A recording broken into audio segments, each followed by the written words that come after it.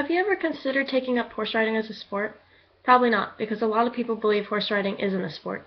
If you have ever thought about it and then had the idea that horse riding wasn't a sport, listen to my speech and make your decision. A sport is usually a fun activity in which you use your physical power and skill.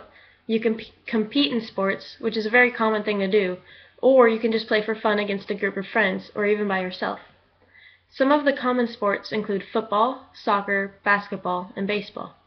In football, you use your abs, legs, lower back, arms, and triceps. When you play soccer, you use your legs, lower back, and abs. In basketball, you use your arms, legs, and core. Horse riding includes your abs, calves, thighs, and many other complicated muscles. According to the definition of a sport and the information written here, horse riding is and should be considered a sport. When someone says horse, what do you think of? Some people may imagine a little girl hugging a cute little Shetland pony, while some may think of a big black stallion thundering down the track, beating everybody without question. Other people might think of a romantic horse-drawn carriage pulled by two beautiful white drafts, or a warm blood magically dancing to music in an arena. This is what equestrians want the outside world to see. But did you ever think of the blood, sweat, and tears behind the scenes? That big black stallion doesn't just run around the track for the heck of it, ignoring the other horses that push him along the way. The jockey has to work hard to keep the horse's concentration and know when to ask for more or less, while staying on a galloping horse. The two beautiful horses didn't always just stand there while you get in the carriage without spooking at the plastic bag that crossed their path. They had to be taught patience and the fact that not everything in the world is scary. The horse dancing in the arena isn't doing that by itself. The rider has to tell it what to do in such a way that the horse can understand but you can't see it. When you work with a horse, you're working with a 1,000-pound animal with a mind of its own.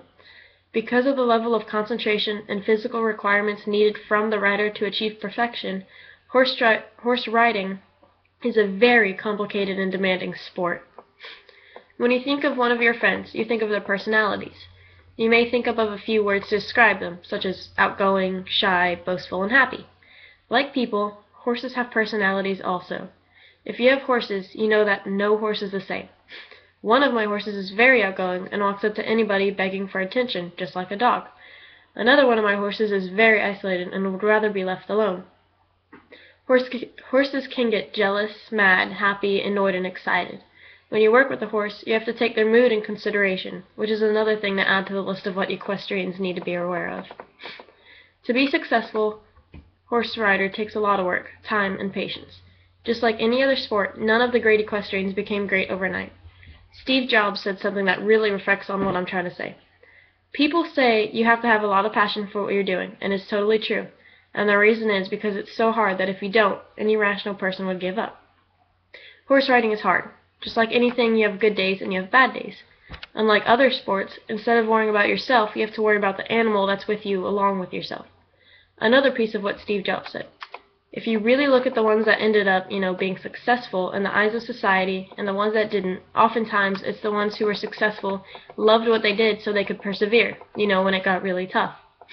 There have been times where I just wanted to get off the horse, throw my helmet down, and quit. But because of my love for this frustrating yet amazing sport, I keep at it. The best of the best riders in the world have been going through exactly what I go through.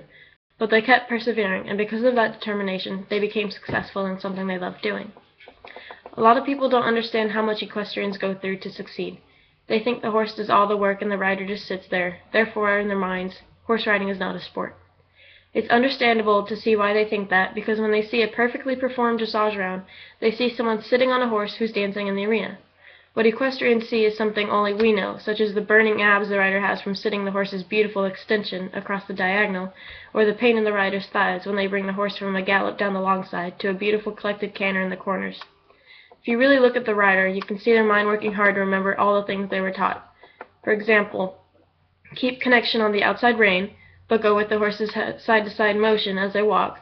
Keep the energy flowing through your seat and ride them into your hand. That's how to do a simple walk, and it's not even the full set of instructions. Until you actually sit on the horse and try to achieve this, you won't be able to understand the full level of difficulty horse riding is. Horse riding will almost certainly always be considered to be just a hobby by some people, but the few people who actually understand horse riding is an art, a journey through the levels, and last but not least, definitely a sport. So if you were ever thinking about getting into horse riding, but didn't think that it was a sport, try to listen to this and decide from here whether or not you want to do it. Because even though it can be hard, it is totally worth it. So